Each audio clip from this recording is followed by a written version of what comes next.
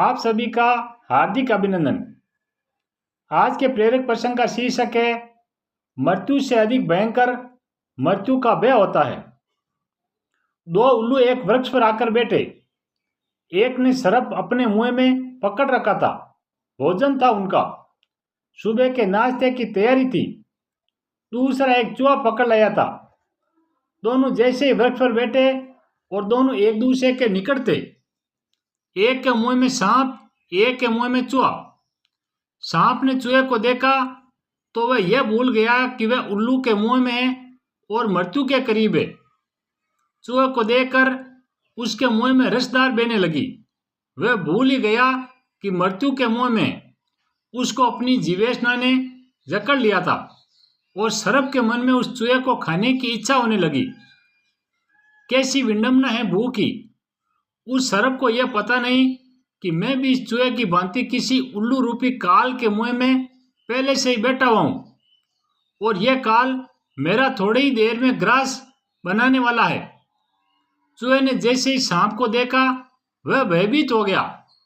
बुरी तरह से वह कांपने लगा। उस चूहे ने भी यह नहीं देखा कि जो स्वयं काल का ग्रास बनने वाला है वो भला मुझे क्या मारेगा।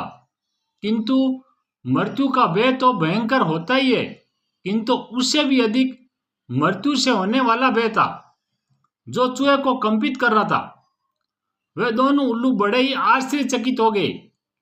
एक उल्लू ने दूसरे उल्लू से पूछा, भाई इसका कुछ आशय राज समझे या नहीं। दूसरे ने कहा, बिल्कुल समझ में आ गया।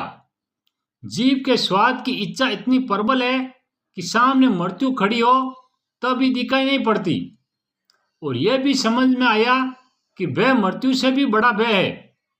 मृत्यु सामने खड़ी है, उसे यह भयभीत नहीं है चूहा, लेकिन वह से भयभीत है कि कहीं सांप हमला न कर दे। मृत्यु से हम भयभीत नहीं है, हम भय से अधिक भयभीत है। और लोभ स्वाद का, इंद्रियों का, जीवेशना का इतना प्रगाढ़ है कि मृत्यु 24 घंटे सामने खड़ी है फिर भी हमें दिखाई नहीं पड़ती। हम अंधे हो रहे हैं। इस कहानी से एक विचित्र अर्थ हमारे हृदय पटल के सामने आता है कि समूचे संसार के प्राणी मृत्यु से भयभीत है, जबकि यह विचार करने का विषय है कि मृत्यु और काल दोनों ईश्वरीय सृष्टि में आते हैं, अर्थात भगवान ने इनकी रचना की है और यह अटल सिद्धांत है जिसका सर्जन रचना होता है, उसका विसर्जन विनाश अवश्य होता है। इस ज्ञान के होते हमें पता चल जाता है कि मृत्यु और काल दोनों का विनाश करने के लिए भगवान स्वयं महाकाल है। मृत्यु अथवा काल रूप को नष्ट करने वाले हैं। अजर अमर आत्मा एवं नाम पर काल का कोई प्रभाव नहीं पड़ता, क्योंकि आत्मा कालातीत है। जिस प्रकार मरते हुए सांप को देखकर भी चूहा डर रहा था और सोच रहा था कि कहीं ये मुझे न मार दे, यही दशा संसार के संपूर्ण प्राणियों की है। क्योंकि जिनसे वह डरता है वो भले ही कोई विशेष पदार्थ और मृत्यु ही क्यों न हो, स्वयं विनाश की ओर सभी उसी प्रकार बढ़ रहे हैं जैसे नदियां समुद्र की ओर बढ़ती है। उस सांप ने चूहे को उल्लू के मुख में देखकर स्वयं खाने की इच्छा प्रकट की। यही दशा समस्त जगत के जीवों की है।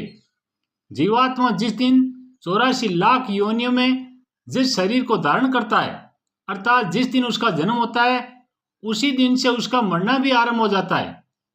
किंतु कैसी विचित्र विडंबना है कि यह मरना किसी को दिखाई नहीं देता, क्योंकि काल भगवान एक अजगर की भांति प्रत्येक स्थान पर अपना मुंह फैलाए हुए विद्यमान है।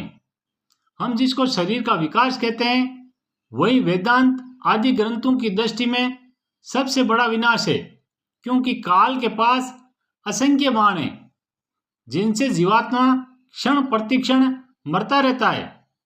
इसलिए इस कहानी का यही वास्तविक अर्थ है कि चूहा और सर्प ही नहीं, अपितु हमको भी अपनी मृत्यु दिखाई नहीं देकर उसके भय से भयभीत रहते हैं।